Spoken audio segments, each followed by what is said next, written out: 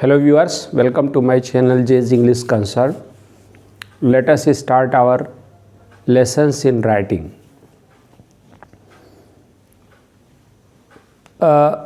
We have continued our writing section, and in course of writing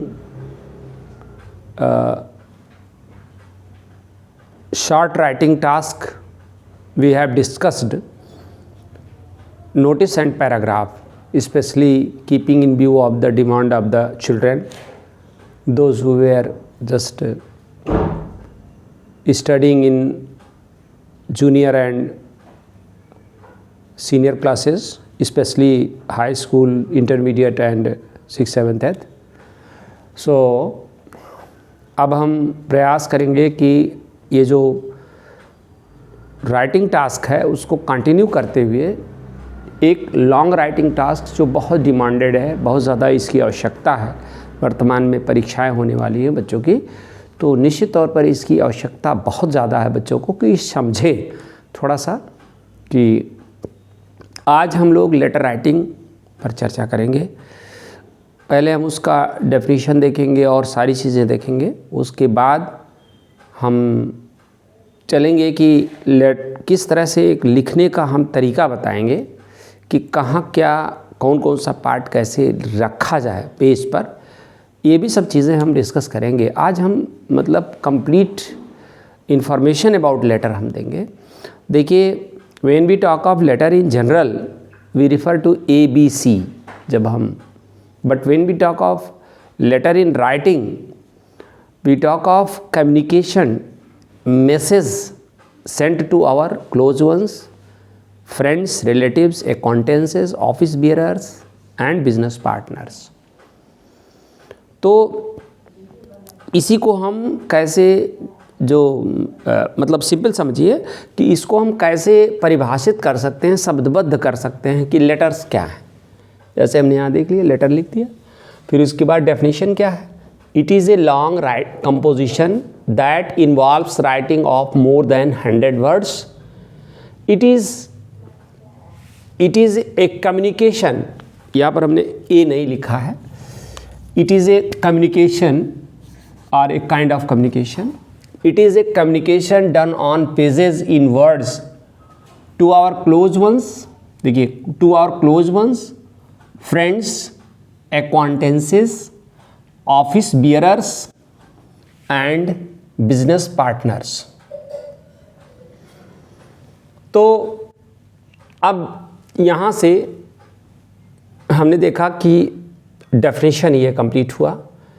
अब हम letter के किस किस पार्ट पर क्या किस किस एस्पेक्ट पर हम फोकस करेंगे, ध्यान दें, लेटर के पार्ट नहीं कहिए, किस किस पहलू पर, एस्पेक्ट पर हम चर्चा करेंगे। क्या क्या होगा, इसके डेफिनेशन हो गया, काइंड्स हो गया, फॉर्म्स हो गया, फॉर्मेट हो गया और पार्ट हो गया, part of a letter, format of a letter और form of a letter, kinds of a letter.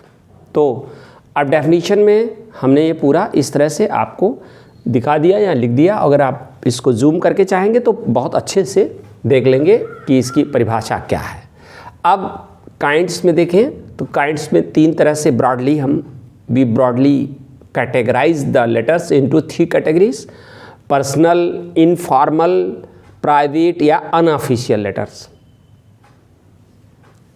ये देखिए, पर्सनल, इनफॉर्मल, प्राइवेट या अनऑफिशियल लेटर्स। दूसरा इसका काइंड है या क्लासिफिकेशन है formal, impersonal, official. Formal, impersonal, official. तीसरा है बिजनेस। अब ध्यान दें, ये सारे जो प्रकार हैं ये निश्चित तौर पर ध्यान देंगे आप कि जो NCERT की 12th और 11th की जो बुक है, पहले उसमें 11th में चल रही है हॉर्नबिल, ये सोर्स है, हॉर्नबिल का सोर्स है, उसी के अकॉर्डिंगली ये हमने आपको बताया है विशेष रूप से। और जो course A CBSE class 10th course A उसकी जो वर्कबुक है उसके आधार पर हमने ये आपको डेफिनेशन और ये क्लासिफिकेशन बताया है। तो काइंड्स 3 तरह से ब्रॉडली तमाम तरह के बताए जाते हैं, लेकिन ये 3 तरह से उसको हम कैटेगराइज कर सकते हैं। अब चलते हैं फॉर्म्स, कितने रूपों में मिलता है, रूप कितना, जैसे किस किस रूप में हमको। पहला पोस्ट कार्ड, अब तो पोस्ट कार्ड चलता नहीं है, लेकिन ये पोस्ट कार्ड पहले एक रूप में आता था, चिट्ठी जो आती थी वो एक पोस्ट कार्ड के रूप में आती थी। दूसरा इन्वेलप्ड लेटर, दूसरा है SMS, रजिस्टर्ड लेटर। एक तो रजिस्टर्ड होता है, एक कोरियर होता है और एक स्पीड पोस्ट होता है। तो स्पीड पोस्ट भी आप लिख सकते हैं, स्पीड पोस्ट। ये नए नए सब कॉन्सेप्ट हैं। तो इन्वेलप्ड लेटर्स में ये भी होता है कि आप जैसे आपने क्या किया, ये सिंपली सामान्य जो ऑर्डिनरी पोस्ट है उसी की तरह से आपने इन्वेलप्ड लेटर में लिफाफे के ऊपर कुछ टिकट चिपका दिया और उसको डाल दिया और चला जाएगा, पहुंच जाएगा। लेकिन जो रजिस्टर्ड लेटर होते हैं, कोरियर होते हैं या स्पीड पोस्ट होते हैं, ये रिटन कम्युनिकेशन में, मतलब उसका साक्ष्य भी रहता है। ये लगभग इन्वेलप्ड लेटर वो भी होते हैं। अच्छा, फिर उसके बाद क्या है, टेलीग्राम है। टेलीग्राम भी इस समय अब तो प्रचलन में नहीं है, लेकिन पहले जब BHU में हमारा प्रवेश हुआ था तो उस समय टेलीग्राम मेरे पास आया था, मेरे घर पर वहाँ टेलीग्राम आया था कि उसमें केवल 2 लाइन स्पेशली लिखी गई थी। 25 वर्ड्स लगभग लिखा जाता है इसमें। 25 वर्ड्स से ज़्यादा माना जाता है कि अगर उससे ज़्यादा लिखा गया है तो इतना लिखा था कि you are on the list for the admission to MA previous, come positively on 3rd September with all original documents, head BHU English, ये लिख करके मेरे पास आया था।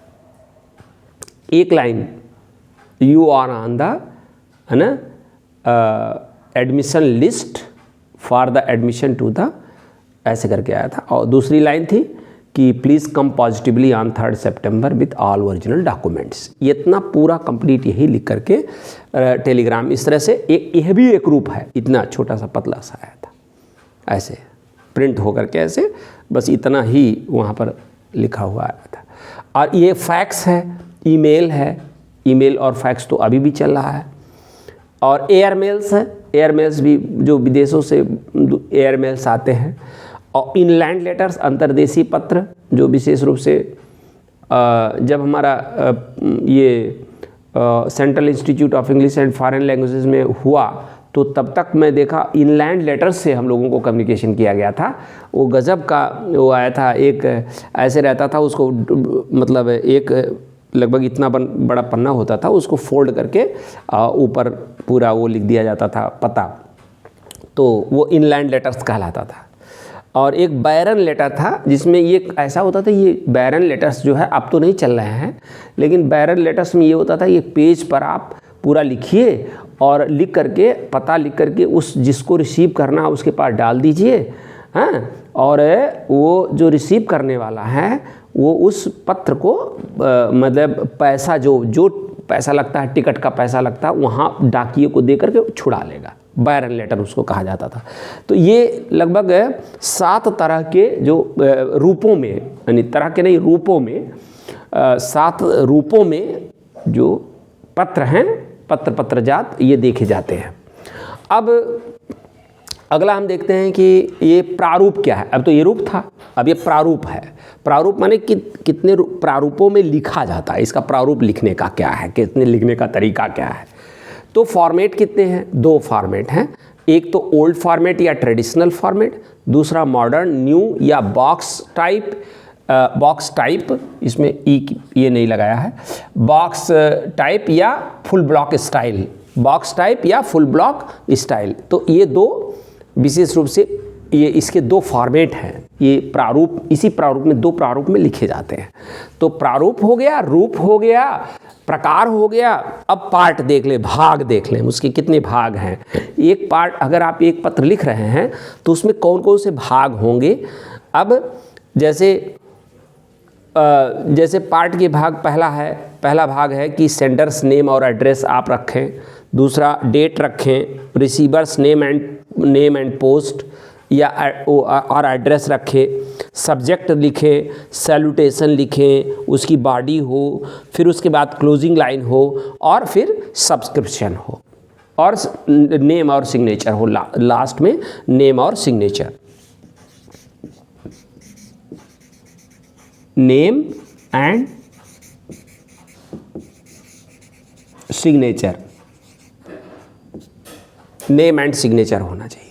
तो ये हमने देखा कि ये पूरा कंप्लीट हमने इन्फॉर्मेशन दिया किसके किसके बारे में, definition of a letter, kinds of a letter, forms of a letter, format of a letter and part of a letter.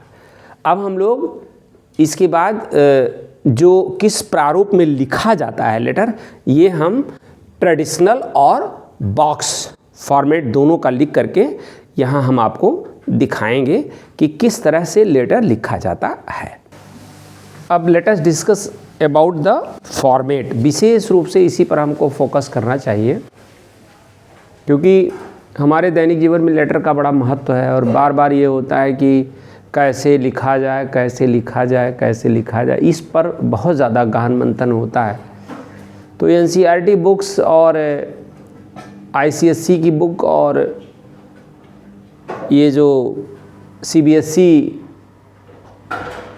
जो मेन कोर्स बुक था 10th क्लास का, 9th का, उसमें आप जब देखेंगे उसकी मैंने जो उसमें स्पेशली मेन कोर्स की बुक में जब देखेंगे आप, मेन कोर्स एक्चुअली लिटरेचर चलता था और कोर्स ए में क्लास 9-10 में कोर्स ए में इंग्लिश में लिटरेचर मेन कोर्स और एक वो आता था वर्कबुक, जो वर्कबुक स्पेशली ग्रामर का होता था, वो ग्रामर के लिए ही था। तो वर्कबुक, मेन कोर्स और लिटरेचर 3 होता था। तो तीनों में अगर आप मेन कोर्स पर जाएंगे तो मेन कोर्स वाली बुक मैंने जब देखेंगे इंग्लिश का कोर्स ए और कोर्स बी जो चलता था लैंग्वेज एंड लिटरेचर था, ये कोर्स ए की बात मैं कर रहा हूँ। तो स्पेशली मैं उसी का स्पेशलाइजेशन था।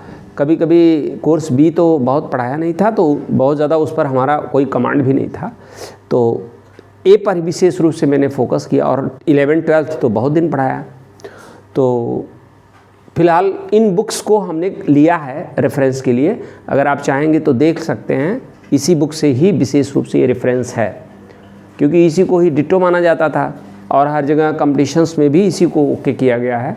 तो आप लोग ध्यान देंगे तो ये अच्छा रहेगा, ये कि लेटर कैसे लिखा जाए, ये बहुत बड़ा, इस किस प्रारूप पर लिखा जाए, प्रारूप क्या हो उसका, फॉर्मेट क्या हो उसका। तो आज हम ओल्ड और न्यू दोनों का एक साथ विश्लेषण कर लेंगे। थोड़ा इस पर फोकस करने की ज़रूरत है। देखिए यहाँ पर हम जैसे लेटर लिख लेते हैं, लेटर। देखिए जब हम ओल्ड फॉर्मेट में रहते हैं तो हम यहाँ पर सेंडर्स नेम एंड एड्रेस डालते हैं और डेट यही डालते हैं, date sender's name, sender's detail, sender's detail, ये है सेंडर्स डिटेल और डेट। अब जो रिसीवर का है वो रिसीवर का हम यही रखते हैं। देखिए रिसीवर का यहाँ पर नेम, कुछ थोड़ा जगह भी छोड़ सकते हैं, अक्सर ज़्यादा उसमें देखा गया है कि थोड़ा जगह छोड़ दें। तो ये है रिसीवर्स डिटेल। अब डिटेल में क्या क्या आता है, पोस्ट नेम, नेम या पोस्ट, और उसका एड्रेस, ये हो गया। अब हम सब्जेक्ट लिखते हैं, इसके बाद हम क्या लिखते हैं, सब्जेक्ट लिखते हैं। सब्जेक्ट लिखने के बाद ये इस तरह से कोलन लगाते हैं और इसको अंडरलाइन कर देते हैं, फिर कोलन लगा देते हैं। फिर सैल्यूटेशन लिखते हैं तो सर या मैडम, फॉलोड बाय कामा, ध्यान दें, सर, और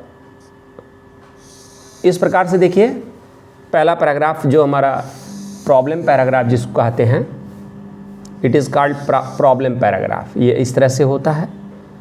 ये मेन पैराग्राफ फ्लावरिंग पैराग्राफ है, जिसको स्पेशली हम डिटेलिंग करते हैं अपनी प्रॉब्लम का, जो हम जिस लिए लेटर लिख रहे हैं,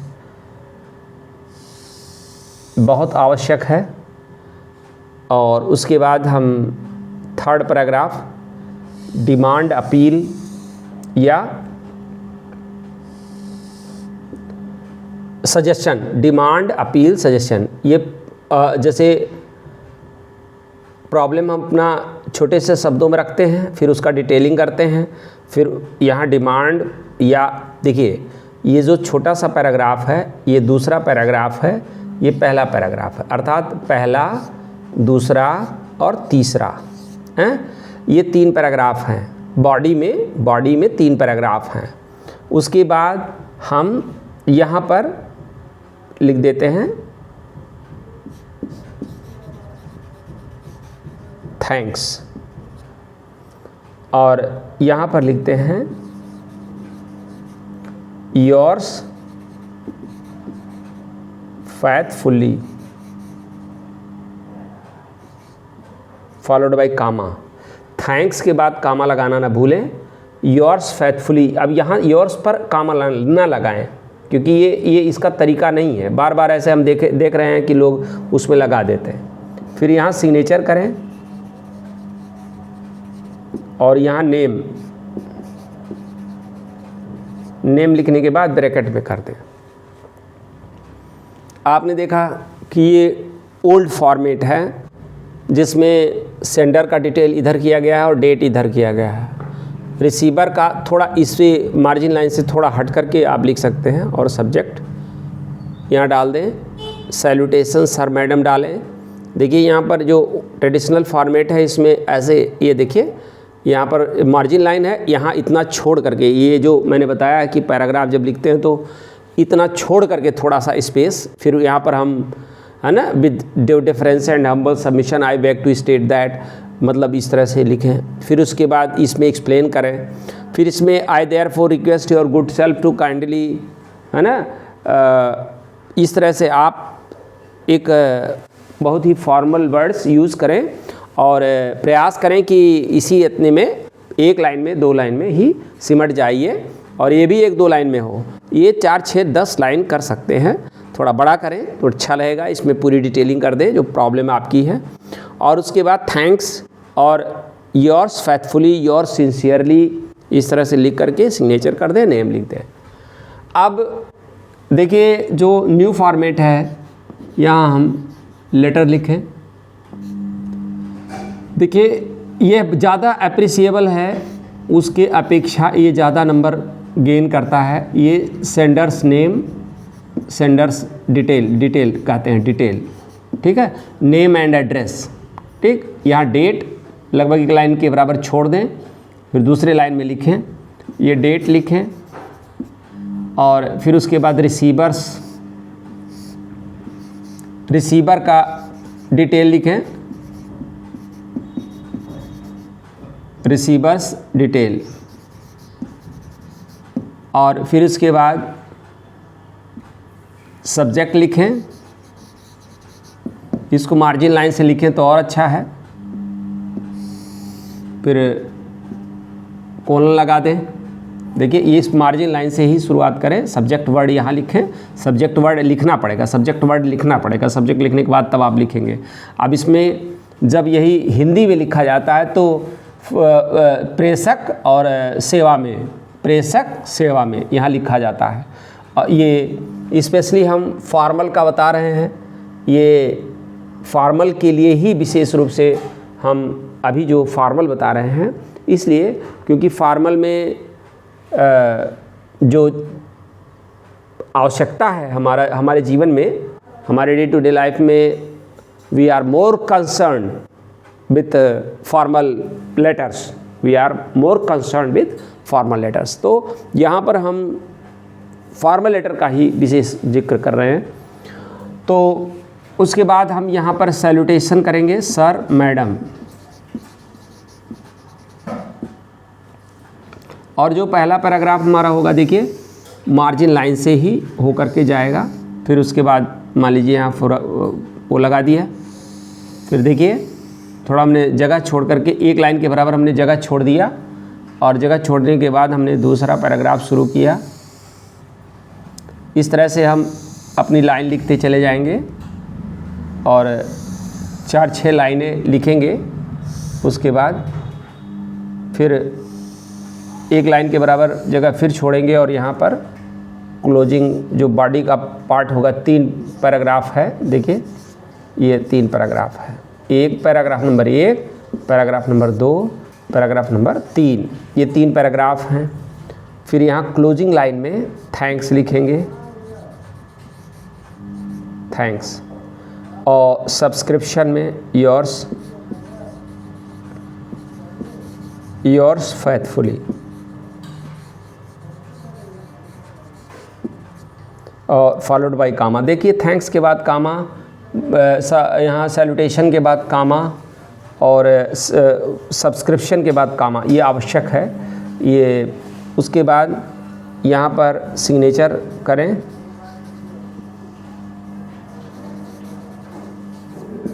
सिग्नेचर, उसके बाद नेम, ठीक है, सिग्नेचर और नेम। देखिए ये ध्यान दें कि ओल्ड फॉर्मेट में इस तरह से जो फॉर्मल लेटर्स हैं वो लिखे जाते हैं ओल्ड फॉर्मेट में, और न्यू फॉर्मेट में या फुल ब्लॉक स्टाइल या बॉक्स फॉर्मेट में इसी तरह से लिखे जाते हैं। इसमें विशेष रूप से जो हम अपनी प्रॉब्लम है उसको इंट्रोड्यूस करते हैं, इसमें उसी प्रॉब्लम का डिटेलिंग करते हैं, और उस प्रॉब्लम के अगेंस्ट हम अपना demand, suggestion, appeal, demand, suggestion और अपील क्या डिमांड, तीसरे में क्या रखते हैं, डिमांड या सजेशन या अपील, जो भी हो, डिमांड, सजेशन, अपील क्या हमारा है, रिक्वेस्ट क्या हमारा है, वो हम रखते हैं। ये बॉडी होता है, डिटेल करते हैं उस प्रॉब्लम का डिटेल। ये प्रॉब्लम पैराग्राफ है, ठीक है ना, ये प्रॉब्लम है, ये इसी प्रॉब्लम का डिटेल है, ये डिमांड, अपील।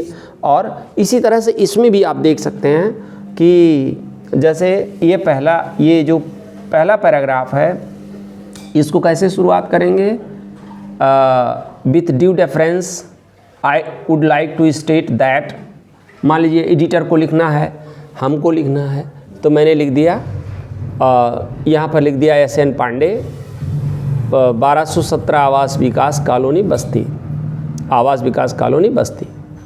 अब यहाँ डेट डाल दिया, जैसे आज की डेट क्या है, अब आज की डेट है 5 जनवरी, तो 5 JAN 2025 आज का डेट है। तो ये हमने डेट डाल दिया, इसी फॉर्मेट में डेट डालें तो अच्छा है। रिसीवर में हमने मान लीजिए टाइम्स ऑफ इंडिया को हमने लिखा है, तो द एडिटर माने इसमें ऊपर में डाल दिया द एडिटर, ये पोस्ट है, द एडिटर पोस्ट है। अब यहाँ पर एडिटर द पोस्ट, उसी तरह से जहाँ मैं इसमें बता रहा हूँ वही चीज़ इस पे और इस पे दोनों पर अप्लाई होगा, तो इसलिए ध्यान दें। अब जैसे इसमें लिख दिया SN पांडे, आवास विकास 1217 आवास विकास कॉलोनी बस्ती। फिर उसके बाद ध्यान दीजिए कि एक लाइन खर्च किया किसमें, एक लाइन किसमें खर्च किया, नाम में। फिर 2 लाइन किसमें खर्च किया, एड्रेस में। फिर डेट, एक लाइन छोड़ करके एक लाइन पर लिखें डेट। अब डेट किस फॉर्मेट में लिखें, इस तरह से लिखें। फिर अब उसके बाद हम क्या करें, ये डेट के बाद फिर एक लाइन छोड़ें, डेट के बाद फिर एक लाइन लगभग छोड़ दें, वो स्पेस देखिए, ध्यान दीजिए। ये जो पेज, ये जो फॉर्मल लेटर्स लिखे जाते हैं रेक्टो पेज पर लिखे जाते हैं। मैंने बताया था कि रेक्टो पेज और वर्सो पेज पिछली वीडियो में हमने बताया था जब शुरुआत किया था, तो रेक्टो पेज पर ही लिखे जाते हैं ये। तो यहाँ पर जैसे मान लीजिए रिसीवर कौन है, हमने टाइम्स ऑफ इंडिया को लिखना है, तो the editor times of India Lucknow, the editor times of India Lucknow, ठीक है। अब हमने ये रिसीवर का पोस्ट और एड्रेस लिख दिया। Subject monkey menace in my locality, monkey menace in my locality. अब जैसे मंकी मीनेस पर हमको लिखना है कि, है ना, अब sir I would like to, sir with due difference I would like to, sir I would like to, या madam I would like to, with due difference I would like to, है ना, with humble submission I would like to, humbly I am to state that, है ना। इस तरह से respectfully I am to, respectfully तो teacher के लिए ही केवल रखते हैं, तो बहुत ज़्यादा रिस्पेक्टफुली वर्ड नहीं यूज़ करते हैं, केवल टीचर के लिए ही, और अपने जो शिक्षक हैं उसी के लिए रिस्पेक्टफुली, और फादर मदर के लिए रिस्पेक्टफुली रखते हैं। शेष में आप हम्बल होते हैं, और डिफरेंस में वो भी एक प्रकार का रिस्पेक्ट ही है, लेकिन वो वर्ड यूज़ किया जाता है। तो यहाँ पर आप इससे शुरुआत करें, I am to state that, है ना, there is a monkey menace in my locality. अब there is a monkey menace in my locality, या our locality is facing with monkey menace, है ना, फेसिंग मंकी मीनेस, या facing with monkey menace, या facing the problem of monkey menace. इस तरह से आप यहाँ पर पूरे ये पहले उसमें लिख दिया, है ना। अब जो डिटेलिंग है मंकी मीनेस तो ठीक है, अब उसकी डिटेलिंग यहाँ करिए। डिटेलिंग क्या करना है कि more than 30 bites has been done so far or by now, and they often chase children, है ना, they often raid kitchens, they tear cloths, it is hard for women to come out of their houses, they make faces on children, children are afraid of going to school in my locality, they run after them, chase them, they frighten them by making faces, and most of the time children fell down and have serious injuries on their parts of body, and all the locality is in the serious problem of monkey menace. I therefore request your good self to kindly give a little space to awaken our local authority, है ना, here in Basti, our local authority here in Basti. Thanks. और एक बात और ध्यान में रखें, जैसे मंकी मीनेस का या डिटेलिंग जब कर रहे हैं तो I am from this ward, ये वार्ड बताइए कि किस वार्ड में आप हैं, किस जगह पर आप हैं, और उस एरिया, कितनी एरिया में ये प्रभावित कर रहा है, क्या क्या कर रहा है, और क्या क्या समस्याएं उससे हो रही हैं, है ना, और कितने लोगों को काटा, कितने लोग, इस तरह से मंकी मीनेस पर अगर आप चर्चा कर रहे हैं तो पूरी कंप्लीट बात यहाँ रखिए। और किसको आपने, हाँ एक बात और कि किसको आपने रिपोर्ट किया और वो सुनवाई नहीं किया। ये अब ये जो है awaken the administration here in बस्ती, तो ये हो गया। अब उसके बाद क्लोजिंग लाइन में थैंक्स लिखें, और सब्सक्रिप्शन में योर्स सिंसियरली या योर्स फैथफुली, और उसके बाद सिग्नेचर करके नेम लिख दें और ब्रैकेट में कर दें। कैपिटल में नेम लिखें तो और अच्छा माना जाता है। इस प्रकार से इसमें और इसमें दोनों में आप लेटर लिख सकते हैं। और मैं मानता हूँ कि अगर आपका इस फॉर्मेट पर लिखा गया है, और एक बात और है, लेटर लिखने में सहज और डायरेक्ट शब्दों का प्रयोग करें। सहज और जैसे डायरेक्ट आप लिखिए, मतलब इजी और डायरेक्ट रहे, मतलब इजी वर्ड्स यूज़ कीजिए और डायरेक्ट अपील करिए, मतलब ऐसा लगे कि अपनी बात बड़ी सरलता से आपने कह दिया। तो लगभग मैं समझता हूँ कि आपका एक वो लेटर जो होगा वो सक्सेसफुल लेटर होगा और बेस्ट लेटर होगा। तो मैं समझता हूँ कि आपको मेरा इन्फॉर्मेशन, जो कुछ भी मैंने दिया, जो मेरा ज्ञान था, जो मेरा ज्ञान का स्तर था, मैंने जो समझा था, वो मैंने फॉर्मल लेटर के बारे में यहाँ पर आपको दे दिया है। आप ICSE की बुक जो उनकी है, चलती है टोटल इंग्लिश, उसमें देख लेंगे, या CBSE कोर्स A की मेन कोर्स बुक देख लेंगे, या जैसे हॉर्नबिल देख लेंगे, तो सब में लगभग आपको ये इन्फॉर्मेशन कंप्लीट, उसी का मैंने कंप्लीट पैक है, ये लगभग उनका अमलगम है, आप जान लें। तो मैं समझता हूँ कि ये आपके लिए पर्याप्त है इन्फॉर्मेशन। Thank you.